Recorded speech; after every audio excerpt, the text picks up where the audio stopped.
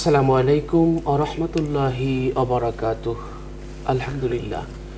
আলহামদুলিল্লাহ নাহমাদুহু ওয়া নাস্তাঈনুহু ওয়া নুসাল্লি আলা নাবিয়িহি ওয়া হাবিবিহি মুহাম্মাদিন ওয়া আলিহি ওয়া আসহাবিহি আজমাইন।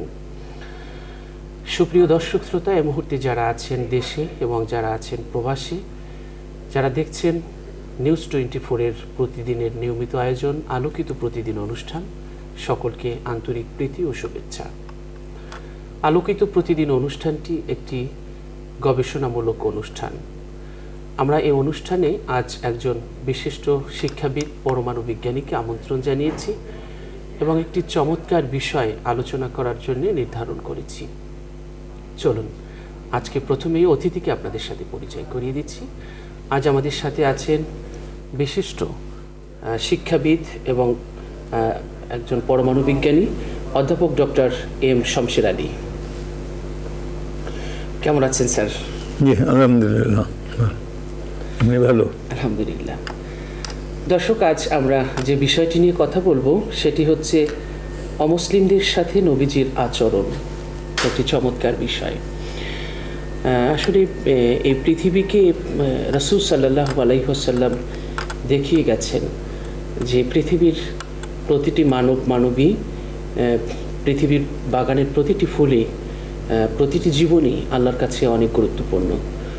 সুতরাং তাদের সাথে কেমন আচরণ করতে হবে, দল মত জাতি ধর্ম বর্ণ নির্বিশেষে সবাইকে কিভাবে কোরআনের ছায়াতলে আহ্বান করতে হবে এবং কিভাবে মানুষের মনের মানুষ হওয়া যায়, কিভাবে ব্যবহার দিয়ে ধর্মের দিকে আনতে হয়, ব্যবহার দিয়ে পৃথিবীকে জয় করতে হয়, মনকে জয় করতে হয়, তা নবীজি পৃথিবীবাসীকে শিখিয়ে গেছেন, দেখিয়ে গেছেন।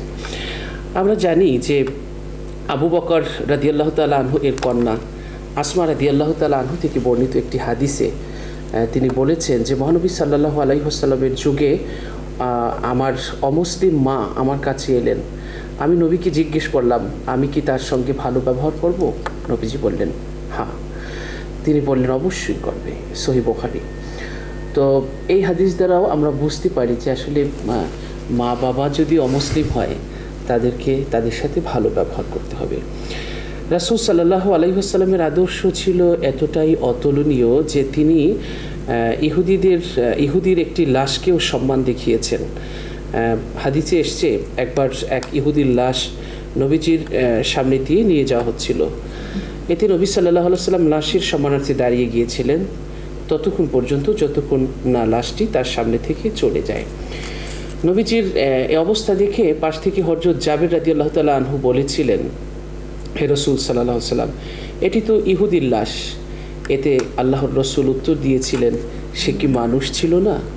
সহিহ বুখারী শরীফ 1311 নং হাদিস।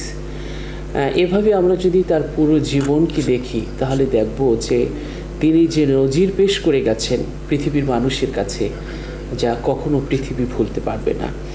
আমরা আবু দাউদ শরীফের একটি হাদিসের দিকে যদি তাকাই, যেখানে হযরত সুফিয়ান ইবনে সালিম রাদিয়াল্লাহু তাআলা আনহু থেকে বর্ণিত হয়েছে, তিনি বলেন রাসূল সাল্লাল্লাহু আলাইহি ওয়াসাল্লাম বলেছেন, মনে রেখো, যদি কোনো মুসলমান অমুসলিম নাগরিকের উপর নিপীড়ন চালায়, তার অধিকার খর্ব করে, তার কোনো বস্তু জোরপূর্বক ছিনিয়ে নেয়, তাহলে কিয়ামতের দিন আমি আল্লাহর আদালতে তার বিরুদ্ধে অমুসলিম নাগরিকদের পক্ষ অবলম্বন করব।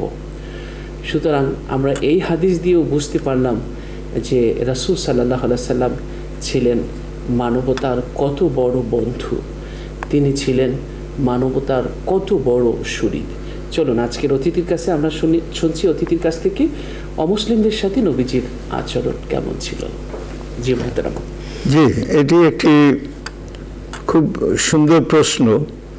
এই জন্য এটা সুন্দর প্রশ্ন যে আজকাল দেখুন পৃথিবীতে এমন কোনো একটা রিজিয়ন পাবেন না, কোনো রিজিয়ন না, যে ছোট দেশ হোক বড় দেশ হোক, এমন মহাদেশ হোক দেশ হোক অঞ্চল হোক, যেখানে বিভিন্ন ধর্মের লোকেরা না থাকে। তো এটাকে বলে প্লুরালিস্টিক সোসাইটি। নানা বর্ণের, নানা ধর্মের, নানা বিশ্বাসের লোক এক জায়গায় থাকে। এখন এরা যদি ভালোভাবে বাস করতে হয়, তাদের সহনশীলতা থাকে, পিসফুল কোএক্সিস্টেন্স, তাহলে একটা রোল মডেল আমরা প্রফেটকে একটা রোল মডেল হিসেবে চিন্তা করতে পারি যে এটা কি। সুতরাং অন্য ধর্মের পরে এটা একটা রং ধারণা আছে যে যদি কেউ মুসলমান হয় সে অন্য ধর্মের লোকের পরে বুঝি অন্যায় করবে। অ্যাবসলিউটলি রং। যে মুহূর্তে একটা লোক বলল আমি মুসলমান, তার কাছে অন্যের জিনিস সামান একদম সেফ। অন্য ধর্মের লোক যদি আপনার কাছে জিনিস দিয়ে যায় তার সেফ, তার জান যদি আশ্রয় চায় তার জান সেফ, তার মাল সেফ, তার হাতে অ্যাবসলিউটলি নিরাপদ, নইলে you are not no longer a Muslim. Every man, every woman, যদি এটা ম্যানকাইন্ড বলছে অ্যাজ এ হোল, কারণ এটা রসুলের কথা, রসুল তো তার কাছে তো কোরআন শরীফ নাজিল হলো। এই পবিত্র কোরআন শরীফের একটা আয়াত আছে, ওয়াকান নাসু ইল্লা ওয়াহিদা, মানে কান নাসু উম্মাতু ওয়াহিদা ইল্লা উম্মাতু ওয়াহিদা, যে তোমরা তো একটা জাতি ছিলে। তারপরে কথা আছে যে তারপরে একটা লাভ হলো, নানান রকম তোমাদের মধ্যে হলো, ছড়িয়ে পড়লে। তো রাসূল এটা জানতেন। এবং একটা কথা বলি, এই আচরণটার বেস কথাটা হলো আগেকার যে যারা এসছিলেন প্রফেটস, তারা প্রত্যেকেই কিন্তু এক একটা করে কমিউনিটির কাছে এসেছিলেন। But this our prophet has been termed as রাহমাতুল্লিল আলামিন হিসাবে সমগ্র বিশ্ব জগতের জন্য। এটা মানব জাতি না, সৃষ্ট জগৎ, জীব জন্তু পশু পাখি সব। তার মানে তাকে খেলাফত, তার খলিফা হিসাবে একটা বিরাট দায়িত্ব দেওয়া হয়েছিল। তাই যদি হয় তাহলে শুধুমাত্র তিনি যারা বিশ্বাস করবে একত্ববাদে তাদের দেখাশোনা করবেন আর অন্যদের দেখাশোনা করবেন, তা তো হতে পারে না। এবং তিনি তার জীবন ব্যবস্থার মধ্যে দিয়ে এটা চালু করেছেন। তো এই প্রথম কথাটা একটা মনে করতে হবে যে he was sent as a prophet for all people, all mankind. এই ম্যানকাইন্ডের মধ্যে মুসলিম এবং নন মুসলিম আছে। এবং সূরা হাজের লাস্ট আয়াতে বলবেন যে মিল্লাত ইব্রাহিম ওয়াসুম্মা কুমুল মুসলিমিন, আগেও তোমাদের নাম দেওয়া হয়েছিল মুসলমান, এখনো তোমাদের নাম দেওয়া হয়েছে মুসলমান। তো মুসলিম শব্দটা ইসলাম, যে এই ইসলাম আমাদের পারফেকশনটা পেল, লাস্ট ইয়েটা সিলটা হলো আমাদের প্রফেট মুহাম্মদ সাল্লাল্লাহু আলাইহি ওয়াসাল্লামের কাছে। কিন্তু তার আগে এই আদম আলাইহিস সালাম থেকে শুরু করে যত এসছেন, নূহ, অন্যান্য নূহ আলাইহিস সালাম এবং ইব্রাহিম আলাইহিস সালাম, এবং সেখান থেকে এই যে ইহুদিরা তারা এবং খ্রিস্টানরা, এরা সবাই একত্ববাদে বিশ্বাস করে। এবং আমাদের রাসূলকে অনেকে বলে সেভিয়ান। সেভিয়ান মানে ছিল আরেকটা, সেখান থেকে অসত্য থেকে সত্যের দিকে উনি চলে আসলেন, রেভেলেশন হলো। তো এই জিনিসটা হলো প্রথম কথাটাই হলো he understood the unity of mankind. কেউ যদি মানব জাতির অখণ্ডতাকে ভালো করে বুঝতে পারে তাহলে কিন্তু তার কাছে মুসলিম অমুসলিম এই কথাগুলো খুব একটা গুরুত্বপূর্ণ না। এখন আমি কোনো কিছু বলতে হলে আগে এক্সাম্পল দিয়ে বলতে হয়। তো এক্সাম্পলের মধ্যে প্রথম এক্সাম্পল হচ্ছে যে উনি বলছেন যে তোমরা, এটা কোরআনে আছে, তোমরা কাউকে কোনো দেবদেবী যদি পূজা করে তাহলে তাকে গালি দিও না, কারণ তারা তোমাদের রাসূলকেও গালি দিতে পারে। So you must not call anybody names. কিছু করতে হবে যদি মনে করে যে না এত অসত্য, যেমন ইব্রাহিম আলাইহিস সালাম তার পিতার সঙ্গে কত ডিফারেন্স অফ ওপিনিয়ন করলেন, তারপর তাকে আগুনে ফেলে দেওয়া হলো। তারপর আল্লাহ বললেন, হে আগুন তুমি নরম হয়ে যাও, স্নিগ্ধ হয়ে যাও। সেই জায়গাটা হিস্টোরিক্যালি আছে, আমি একবার দেওয়ার সৌভাগ্য হয়েছিল। তো এই যে জিনিস অনেক রকমের মধ্যে দিয়ে গেছে, কিন্তু যখন সত্যে পৌঁছে গেছে তখন যারা সত্যে এসেছে তারা যারা সত্যে আসে নাই তাদের পরে কিন্তু ব্যবহারটা কোনো মতেই কম, মানে একটুখানি যে কম ভালো তা না, ব্যবহারটা একদম ভালো।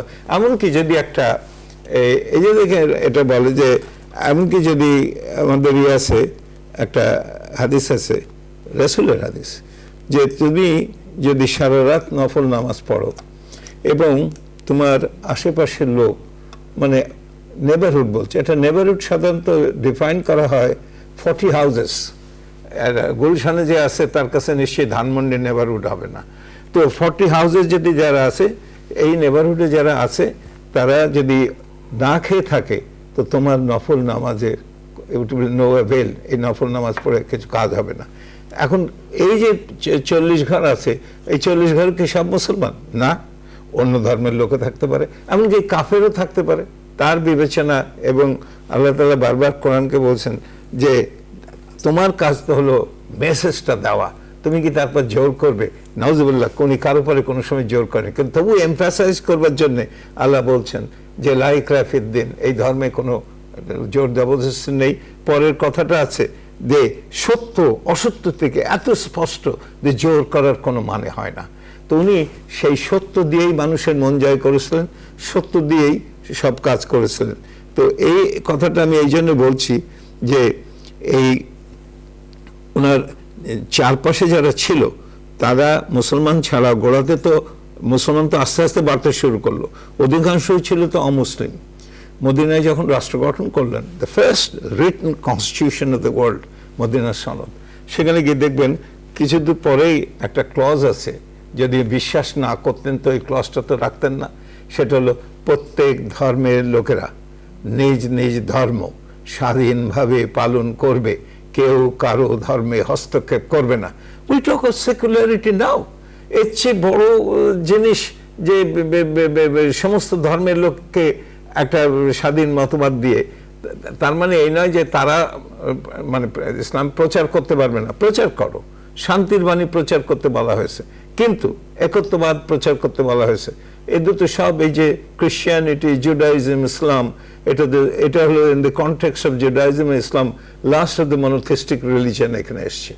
তো সেই জন্য আমি বলছি যে এই আমাদের যে জীবনযাত্রায় আমাদের খেয়াল রাখতে হবে, আমরা ইসলাম ধর্ম পালন করি কিন্তু আমাদের চারপাশে অন্য ধর্মের লোক আছে। প্রফেট যখন এটা মদিনা সনদ করলেন, তখন কিন্তু মদিনাতে মুসলিম মেজরিটি ছিল না, কিন্তু তিনি সত্যের পরে বেস করে এমন একটা জিনিস করলেন যে সবাই এটা মেনে নিল, সবাই।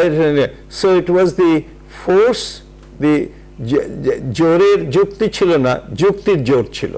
উনি সারাক্ষণ তিনি মানুষকে এটা বলেছেন। আরো অনেক এক্সাম্পল আছে, আপনি যদি জানতে চান, ভুরি ভুরি এক্সাম্পল দেয়। তিনি পার্সোনাল জীবনটা দিয়েই, তার কর্ম দিয়ে, তার অ্যাটিটিউড দিয়ে তিনি মানুষকে দেখিয়েছেন যে মানুষ কি করে অন্য ধর্মের হয়েও একটা ইসলামিক রাষ্ট্রে বাস করতে পারে।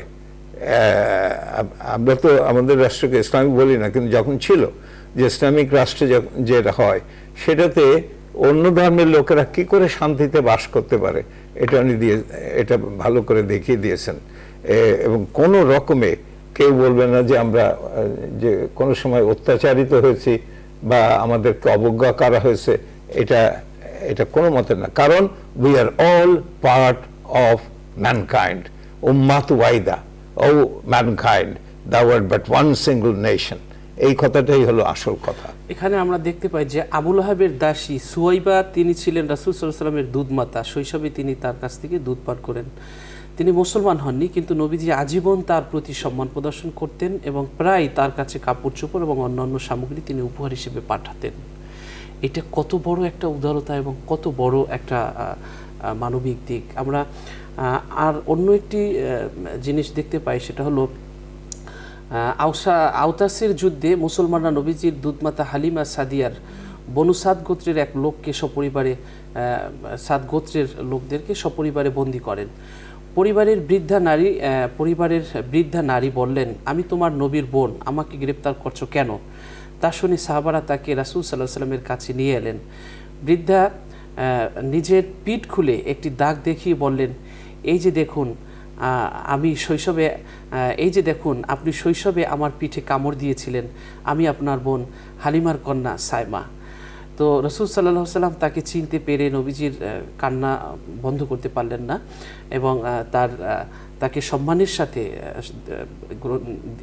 সম্মান দিলেন এবং উপহার উপঢৌকন দিয়ে তাকে বললেন, আপনি চাইলে আমার বাড়িতে যেতে পারেন, আমি সম্মানের সাথে আপনার খেদমত করব, চাইলে নিজ বাড়িতেও ফিরে যেতে পারেন, আপনাকে পৌঁছানোর ব্যবস্থা আমি করে দেব। তিনি নিজ বাড়িতে ফিরে যেতে চাইলেন। রাসূল সাল্লাল্লাহু আলাইহি ওয়াসাল্লাম তাকে সম্মানের সঙ্গে নিজ বাড়িতে পৌঁছে দিলেন। ইবনে কাসিরের 3য় খণ্ডে এইটি বর্ণনাটি আছে। এই যে তার বোন সাইমা, ইনি কিন্তু ছোটবেলায় রসুলের সাথে জীবনের অনেক কিছু তার সাথে স্মৃতি জড়িয়ে আছে তার এই বোনের সাথে। যখন রসুল সাল্লাহ সাল্লামের সিনা সাক করা হয়েছিল তখন কিন্তু দৌড়ে এসে মাকে বললেন, মা আমাদের আরবীয় ভাইটির কি হয়েছে, দেখেছি আমি এই অবস্থা, এরকমের কিছু লোক এসে তার বুকটা ফেলে দিয়ে ই করলো, তো এটা কি পরিষ্কার করলো। এভাবে অনেক স্মৃতি জড়িত আছে, কিন্তু সেই স্মৃতি এবং যখন নবীজিকে দেখালেন যে এই যে ছোটবেলায় আপনি আমাকে কাপড় দিয়েছিলেন, নবীজি সেই স্মৃতির কথা কিন্তু সে ভুলতে পারলেন না এবং যথাযথ সম্মান করলেন। এর চেয়ে উত্তম ব্যবহার আর কি হতে পারে? আরে এই যে আমরা আজকে রেড কার্পেট রিসেপশন বলি, do you know what he did? Bibi Halima যখন আসতেন, উনি he never forgot his mother, যে দুধ মাকে, বিবি হালিমাকে, উনি মাথার পাগড়িটা এটা বিছিয়ে দিতেন, এই পাগড়ির পথ দিয়ে আসেন, তাকে কথা বুঝতেন তো। We talk of red carpet reception, he through the পাগড়ি বলে এর পথ দিয়ে আসেন। He knew how to respect people, এবং ওনার টলারেন্স ছিল, বিধর্মীদের পরে টলারেন্স ছিল। আপনি ইয়ের কথা বলেন যে ওনার চাচার কলজা চিবিয়ে খেয়েছিল, যে কি হামজার কলজা কে চিবিয়ে খেয়েছিল, হেন্দা। তো হেন্দা আবু সুফিয়ান যখন মক্কা বিজয় হলো, তখন হেন্দা আবু সুফিয়ানেরা বলছে, আমাদের সৈন্য এত বেশি, আমাদের অশ্ব এত বেশি, আমাদের অস্ত্রশস্ত্র এত বেশি, এত অধিক মাত্রায় অস্ত্র, অশ্ব এবং সৈনিক থাকা সত্ত্বেও আমরা কি করে পরাজিত হয়ে গেলাম এদের কাছে? মক্কা যখন ফল করলো, তখন বাড়িতে সবাই বাড়ির দরজা জানলা বন্ধ করে দিয়ে ভেতরে আছে, যে মনে করছে কচুকাটা করে ফেলবে। ওরা জানি না যে প্রফেট বললেন গাছ কেটো না, কোনো বৃদ্ধ লোক, বাচ্চা, এদের পরে কোনো রকম জুলুম করবে না। যদি কেউ ভীষণ ইয়ে করে থাকে, অত্যাচার করে থাকে, মানুষের ক্রাইম করে থাকে, তো তার বিচার অন্য রকম, সেটা আলাদা। তো এইখানে ওরা আলোচনা যখন এটা করছে, তখন আবু সুফিয়ান উত্তর দিল যে দেখো, আমরা তো যুদ্ধে জয়লাভ করতে চেয়েছিলাম, কিন্তু মুহাম্মদ যুদ্ধে জয়লাভ করতে চায় নাই, সে মানুষের মন জয় করতে চেয়েছিল। অ্যান্ড দ্যাট ইজ এক্স্যাক্টলি, সেই জন্য তিনি কোনো সময় দেখবেন না যে অন্য সময় কি হলো, কেউ একজন এসে আপনার পিঠে কিছু একটা দিয়ে গেল বা একটা ঢিল মারলো, তো সেই ঢিলটা দিয়ে পাল্টা তিনি আবার ঢিল মারলেন। নাও, তার রক্তাক্ত দেহে যেখানে যেখানে গেছেন সেই সব জায়গায় কত অত্যাচার করেছে। কিন্তু এই বিধর্মীরা কিন্তু তাদেরকে আরেকটা জিনিস, বিধর্মীদের কিন্তু কোনো সময় অভিশাপ করেন নাই, হ্যাঁ, অভিশাপ করা হয় নাই। তখন বলবেন যে আচ্ছা, তাহলে এইটা কিরকম কথা হলো যে কোরআনে একটা আছে, তাব্বাত ইয়াদা আবি লাহাবি ওয়া তাব্বা, আবু লাহাবের ধ্বংসদে স্বয়ং আল্লাহ তাআলা, বিশ্ব জগৎ সমূহের যিনি প্রভু স্রষ্টা, তিনি একটা মানুষকে এটা অভিশাপ দিচ্ছেন। এটা কেন? এটা কেন হলো? এটা বোঝাবার জন্যে that the Quran is from the Lord. এটা কেন না, যখন এটা নাযিল হলো তখন তো আবু লাহাব তো বেঁচে ছিলেন। উনি যদি বলতেন যে দেখি এই আয়াত আমি মিথ্যা প্রমাণিত করেছিল, আমি ইসলাম ধর্ম গ্রহণ করলাম, তখন এই আয়াতটার হতো কি? কিন্তু আল্লাহ তাআলা জানতেন কোনোদিন করবে না। সুতরাং এইটা তখন যদি ইসলাম ধর্ম গ্রহণ করে ফেলতো, তাহলে এই আয়াতটার কি হতো? আমরা তো কোনো আয়াত বাদ যায় নাই। তো এই this shows that he knew যে ও কোনোদিন ইসলাম ধর্ম গ্রহণ করবে না। কিন্তু প্রফেট এই শত অত্যাচার করা সত্ত্বেও, যে কথা বলছিলাম, হামজাকেও কিন্তু উনি, এই হিন্দাকেও কিন্তু, যার হামজার কলেজে চিবিয়ে খেল, তো হিন্দাকেও মাফ করে দিয়েছিলেন। শুধু একটা জায়গায় উনি যখন ছিলেন, তো লোককে বললেন যে ওর দৃষ্টিটাই আমার থেকে একটু দূরে থাকতে বলো, আমি মাফ করে দিয়েছি, তো মাফ করে দিলেন, কেন মনে পড়ে যাবে ওই হামজার কথাটা, মনে পড়ে যাবে। ওনার চাচাকে খুব ভালোবাসতেন, আর হামজা ওনার জন্য অনেক সাহসিকতার প্রমাণ দেখিয়েছেন। তো এই কথা বলেন, তো এই দিস শোস দ্যাট সবচাইতে যে বিরোধিতা করছে। আমি এখন আরেকটা এক্সাম্পল দিতে চাই, সেই এক্সাম্পলটা হলো যে বিধর্মীদের সঙ্গে কিরম আচরণ করেছিলেন ইকরামা।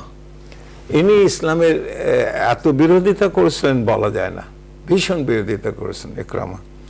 কিন্তু যখন মক্কা যখন ফেল করলো, তখন তার বোন, সম্ভবত তার বোন, সে আবিসিনিয়ার দিকে দৌড়ে পালিয়ে যাচ্ছে যে আমাকে তো একদম খতম করে দেবে।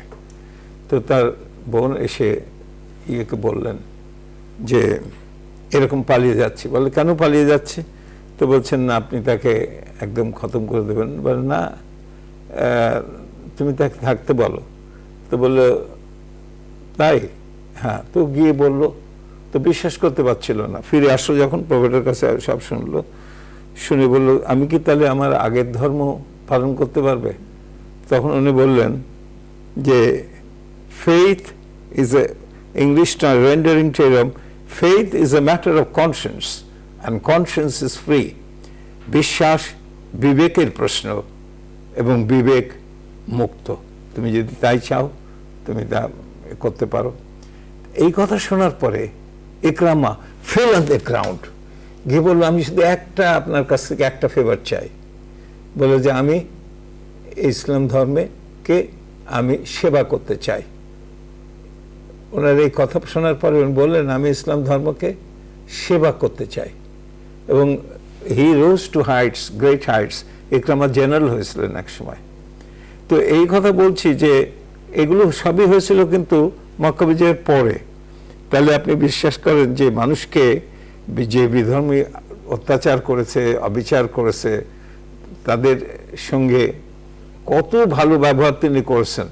আর ওই কথাটা তিনি he didn't use the sword for the spread of Islam, he used সালাম, শান্তি।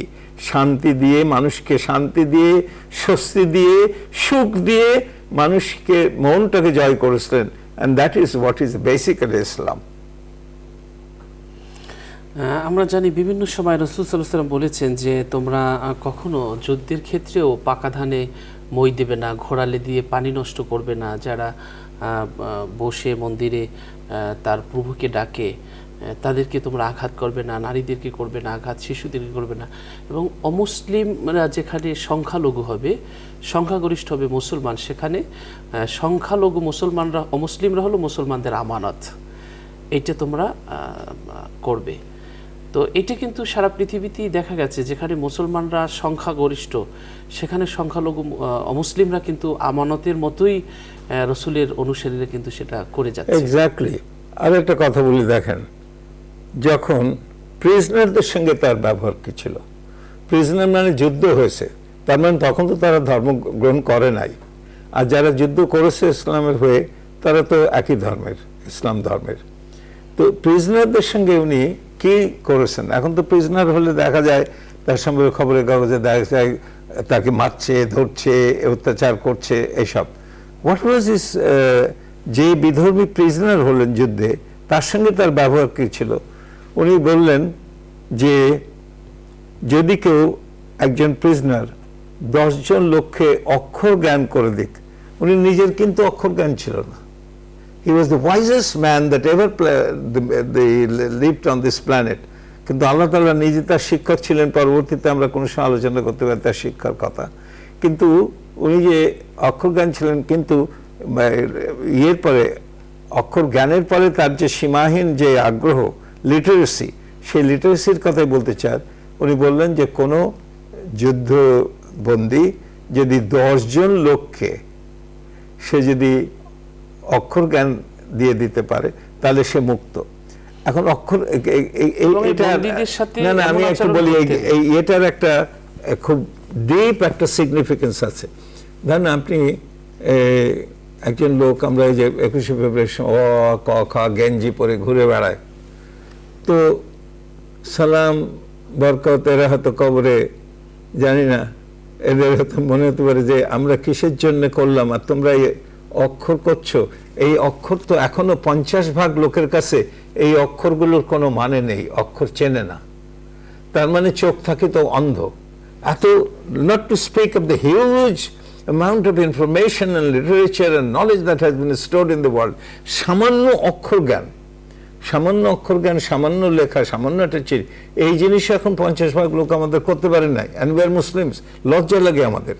রাসূল সাল্লাল্লাহু আলাইহি সাল্লাম নিজে আনলেটেড প্রফেট হয়েও তিনি যুদ্ধবন্দীদের বললেন এই যে তোমরা যদি 10 জন লোককে অক্ষর জ্ঞান সম্পন্ন করে দিতে পারো তার মুক্তি।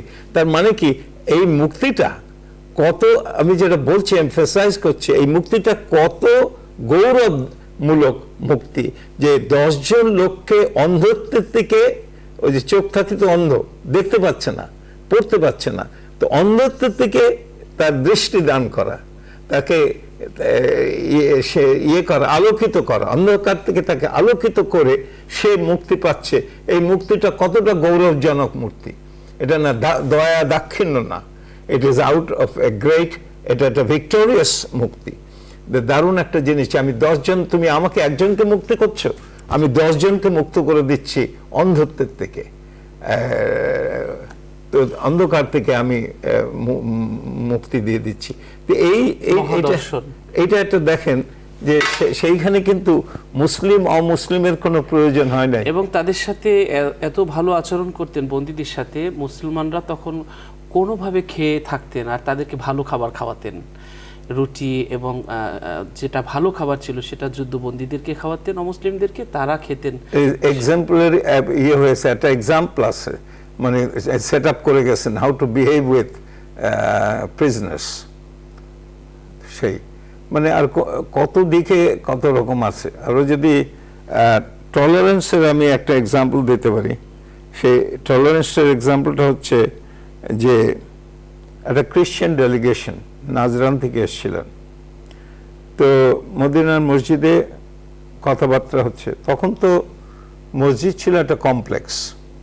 সেই এখানে যে দিল্লিতে যেটা হয়েছে রেড ফোর্টে, ওখানেও ঠিক অলমোস্ট ওই মসজিদটারও কিছু একরকম ছিল। মসজিদ শুধু সুজুদের জায়গা, মসজিদ সুজুদের জায়গা, সিজদার জায়গা তা না। মসজিদ সুজুদের জায়গা বটেই, কিন্তু তার পাশে একটা দাওয়াখানা, তার পাশে একটা কুতুবখানা, বইয়ের জায়গা, তার পাশে একটা থাকার জায়গা, একটা চিকিৎসা সেবা কেন্দ্র, হ্যাঁ থাকার জায়গা, যে তখন তো আর হোটেল টোটেল এরকম ছিল না। সুতরাং মসজিদ ছিল যে ওইখানে টেম্পোরারি আবাস, ওখানে পড়ার জায়গা, আর সেক্রেটারিয়েট ছিল। দি মসজিদ was the secretariat of the prophet. এটা মসজিদে বসেই সব তিনি আলোচনা করতেন। খ্রিশ্চান ডেলিগেশন এসছে নাজরান থেকে, মসজিদে আলোচনা হচ্ছে। কিছুক্ষণ পরে তারা একটু উস্কুস করছে, তো নবীজি বুঝলেন, বললেন কি ব্যাপার? বলে আমরা কি একটু বিরতি পেতে পারি? বলে হ্যাঁ নিশ্চয়ই। তারপরে বললেন আমাদেরকে কি একটু আমরা কি একটু গির্জাতে প্রার্থনা করতে পারি? হ্যাঁ। তো বললেন আমরা কি আমাদেরকে একটা গির্জা দেখিয়ে দেবেন?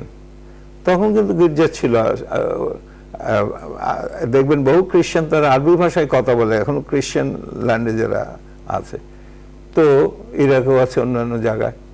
তো ওনারা ওই খ্রিস্টান ডেলিগেশনে কি উনি বললেন যে আপনারা গির্জায় যেতে চান কেন? এইখানে বসে আপনাদের প্রার্থনা করতে কোনো অসুবিধা আছে?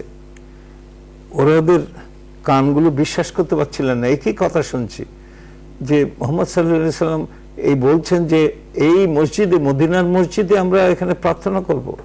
তখন কিন্তু ডিরেকশন চেঞ্জের ইয়েটা হয়ে গেছে অলরেডি।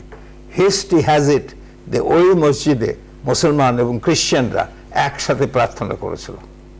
তো এর চেয়ে ভালো টলারেন্স, অর্থাৎ মুসলমানরা তাদের নামাজ আদায় করেছে, আর কোথায় হতো? এর চেয়ে ভালো টলারেন্স উনি যে দেখে গেছেন। এই টলারেন্সটা যদি থাকে, নবীজির এই অন্য ধর্মের লোকদের সঙ্গে যদি এই যে ব্যবহার বিচক্ষণতার সঙ্গে, ভালোবাসার সঙ্গে, মহব্বতের সঙ্গে যে ব্যবহার দেখেছেন, মানবতার সঙ্গে, এই ব্যবহারটাই যদি আমরা করতে পারি, তাহলে শুধু আমাদের রাষ্ট্র না, সব দেশের রাষ্ট্র যদি এটা করতে পারে, তখন এই পৃথিবীতে ভায়োলেন্স থাকবে না, সবাই মানব জাতির শান্তিময় পৃথিবী হবে শান্তিময় ইনশাআল্লাহ। পৃথিবী আমরা হবে। অনুষ্ঠানের শেষ প্রান্তে চলে এসেছি, আপনাকে অনেক অনেক ধন্যবাদ। ধন্যবাদ আপনাকেও। দর্শক শ্রোতা, আমরা চমৎকার একটি বিষয় নিয়ে কথা বলেছি এবং তথ্যতাত্ত্বিক আলোচনা শুনেছি, যা আমাদের হৃদয়ে ঠান্ডা হয়েছে। অনুষ্ঠানের এই পর্যায়ে আমরা একটি মোনাজাত করব। কাছে দূরে যে যেখান থেকে আমাদের এই অনুষ্ঠান দেখছেন, আপনারাও আমাদের এই মোনাজাতে শামিল হতে পারবেন। আল্লাহুম্মা সাল্লি আলা সাইয়্যিদিনা ওয়া নাবিয়িনা ওয়া শাফিয়িনা ওয়া হাবিবিনা ওয়া মাওলানা মুহাম্মদ সাল্লাল্লাহু আলাইহি ওয়া আলা আলিহি ওয়া আসহাবিহি ওয়া বারাকা ওয়া সাল্লাম। আলহামদুলিল্লাহ, আলহামদুলিল্লাহি রাব্বিল আলামিন, والصلاة والسلام على سيد المرسلين وعلى آله وأصحابه أجمعين। রব্বুল আলামিন, আপনার শাহী দরবারে গুনার বোঝা নিয়ে হাত তুলেছি। রব্বুল আলামিন, পৃথিবীর কত মানুষ এ মুহূর্তে কত জায়গায় আপনার শাহী দরগায় হাত তুলেছে, আমরাও ভিখারির মতো হাত তুলেছি। আমাদের তো পরিচয় হলো গুনাহগার, আমরা তো গুনাহ করেছি, গুনাহকারী। কিন্তু এমন মানুষও আছে এ মুহূর্তে তোমার কাছে হাত পেতে আছে, যার জীবনের সব গুনাহ তুমি মাফ করে দিয়েছ। আল্লাহ গো,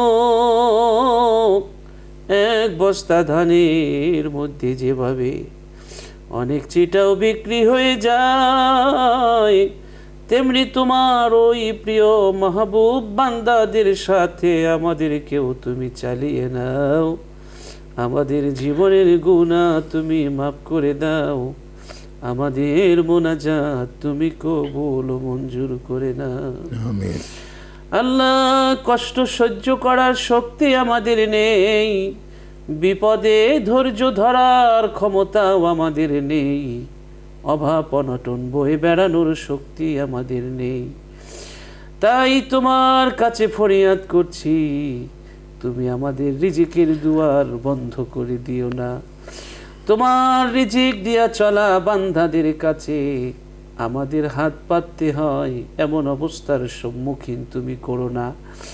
তোমার সাহায্য ছাড়া আমাদের নিজেদের জন্য কোনো মুনাফা অর্জন অথবা ক্ষতি প্রতিরোধ করার শক্তি আমাদের নেই। তাই তোমার বান্দাদেরকে তুমি ছেড়ে দিও না, তুমি নিজেই আমাদের অভাব অনটন দূর করে দাও গো আল্লাহ। তোমার দয়ালু মুখখানা আমাদের উপর থেকে তুমি ফিরিয়ে নিও না, ঘুরিয়ে নিও না। তাহলে কার কাছে যাব, কে আমাদের ক্ষমা করবে গো আল্লাহ? রব্বুল আলামিন, হাসি কান্না দুঃখ বেদনার পাল তুলে জীবন নামক নৌকাটিকে আজকের এই দিন পর্যন্ত পৌঁছাতে জীবনের যে সময়গুলো কেটেছে, সেই সময়গুলো অনেক সময় গুনার মধ্যে কাটিয়ে ফেলেছি। নফসের তাড়নায় পড়ে, শয়তানের ধোকায় পড়ে অনেক গুনাহ করে ফেলেছি গো আল্লাহ। সেই গুনার কুৎসিত চেহারা যদি দেখি, বিবেক থমকে দাঁড়ায়, বারবার আল্লাহ চাবুকের মতো আঘাত করে অনুতপ্ত। আরে এই গুনার কি হবে? আল্লাহ, তোমার কাছে ক্ষমা চাই। আল্লাহ, তুমি আমাদের জীবনের সমস্ত গুনাহ খাতা মাফ করে দাও। আমাদের দেশের প্রতি রহমত করো, আমাদের দেশের প্রতিটি মানুষের প্রতি তুমি রহমত করো। প্রবাসে যারা আছে তাদের প্রতি রহমত করো। দেশের উন্নয়নের জন্যে যারা কাজ করে, আল্লাহ তাদেরকে তুমি হেফাজত করো। রব্বুল আলামিন, ইঞ্চি ইঞ্চি মাটি সোনার চেয়েও খাঁটি। এই মাটির জন্যে যারা, মাটির প্রেমে যারা দেশ রক্ষার জন্যে কাজ করে, দেশের সাথে বেঈমানি বিশ্বাসঘাতকতা দুর্নীতি করে না, তাদেরকে তুমি আল্লাহ রহমত বরকত নাজিল করো তাদের প্রতি। রব্বুল আলামিন, আমাদের দেশে যারা ব্যবসায়ী আছে তাদেরকে ব্যবসা বাণিজ্যে বরকত দান করো, যাদের চাকরি নেই চাকরির ব্যবস্থা করো, যাদের কাজ নেই কাজের ব্যবস্থা করে দাও, যারা মিথ্যা মামলা মকদ্দমায় পড়েছে মিথ্যা মামলা মকদ্দমা তাদেরকে আল্লাহ এর থেকে রক্ষা করো, যারা পেরেশানির মধ্যে আছে পেরেশানি দূর করে দাও, যাদের সন্তান আদি বকে গেছে, সন্তান মাদকের মধ্যে চলে গেছে, মাদকাসক্ত হয়ে গেছে, বিভিন্নভাবে সন্তান বিপথে চলে গেছে, আল্লাহ তাদেরকে তুমি হেফাজত করো, আবার সঠিক পথে ফেরায়া দাও। আল্লাহ আমাদের দেশের যুবক তরুণদের প্রতি তুমি আল্লাহ করুণা নাজিল করো। আল্লাহ তোমার কাছে ফরিয়াদ করছি, আল্লাহ আমাদের সবার জীবনে তুমি প্রশান্তি দান করো। আল্লাহ তুমি আমাদের পথ চলতে আলো দান করো। আমাদের অন্তরের আলো কমে গেছে, সেজন্যে হানাহানি মারামারি কাটাকাটি রক্তারক্তি খুনাখুনি আল্লাহ এগুলো বেড়ে গেছে। আমরা চাই তুমি আমাদের অন্তরের আলো কেড়ে নিও না, আমাদের অন্তরের আলোর মাধ্যমে আমরা আমাদের সমাজের সকল অন্ধকার দূর করতে পারি, সেই তৌফিক আমাদেরকে দান করো। রব্বুল আলামিন আমাদের এই অনুষ্ঠানের পৃষ্ঠপোষক বসুন্ধরা গ্রুপের চেয়ারম্যান, আল্লাহ তাকে তুমি নেক হায়াতে তৈয়বা দান করো। রব্বুল আলামিন বিরতিহীন এই অনুষ্ঠান চার প্রচেষ্টায় চলছে, বহু দিনের কাজ হচ্ছে তার প্রতিষ্ঠানগুলোর মাধ্যমে। রব্বুল আলামিন যা কিছু তিনি করছেন সদকায়ে জারিয়ার কাজ, সবগুলো তুমি কবুল ও মঞ্জুর করে নাও। ব্যবসা বাণিজ্যে বরকত দাও, আসমানি জমিনি বালা মুসিবত দূর করে দাও। সকল প্রকার পেরেশানি থেকে তুমি তাকে আল্লাহ প্রশান্তি দান করো, হায়াত লম্বা করে দাও, ব্যবসা বাণিজ্যে তুমি বরকত দাও। রব্বুল আলামিন তোমার কাছে ফরিয়াদ, একদিন এই পৃথিবীতে ছিলাম না, আজ আছি, আবার একদিন থাকবো না। যেদিন এই পৃথিবী ছেড়ে চলে যাব আল্লাহ, ওই দিন তুমি আমাদেরকে সবার কালিমা নসিব করে দিও, ইমানের সাথে মরণ দিও, শুক্রবারে মরণ দিও। রব্বুল আলামিন আমল বেশি বেশি বন্ধু হবে কবরে আমল, এজন্য বেশি বেশি নেক আমল করে ওপারের জীবনে পাড়ি দেওয়ার তৌফিক তুমি দান করে দিও। আল্লাহ তুমি এপারের জীবনকে আরামদায়ক করে দাও, ওপারের জীবনকেও তুমি আরামদায়ক হিসেবে নসিব করিও। আল্লাহ আল্লাহ তোমার কাছে ফরিয়াদ, জীবনের বিদায়ের চিঠি যেদিন আসবে, জীবন যেদিন থেমে যাবে, নিঃশ্বাস যেদিন বন্ধ হয়ে যাবে, হাত টান টান হয়ে পড়ে থাকবে, পা পড়ে থাকবে, সাদা কাপড় দিয়ে জড়িয়ে দেওয়া হবে, ঢেকে দেওয়া হবে, বন্ধু বান্ধব সবাই এসে এক পলক দেখে যাবে। রব্বুল আলামিন সমস্ত অর্জন সমস্ত কিছু রেখে শূন্য হাতে যখন পাড়ি দেব, আল্লাহ ওই দিন কবরে তুমি আমাদের বাতির ব্যবস্থা করে দিও, কবরে সাথীর ব্যবস্থা করে দিও, বিরহমাতিকা ইয়া আরহামার রাহিমিন। দর্শক, আমরা আজ অনুষ্ঠান এখানেই শেষ করছি। আগামীকাল ঠিক এই সময় এই অনুষ্ঠান দেখতে চোখ রাখুন নিউজ 24 এর পর্দায়। আল্লাহ আপনাদের সকলকে, আমাদের সকলকে নিরাপদে রাখুন, সুস্থ রাখুন। আল্লাহ হাফেজ। আসসালামু আলাইকুম ওয়া রাহমাতুল্লাহি ওয়া বারাকাতুহু।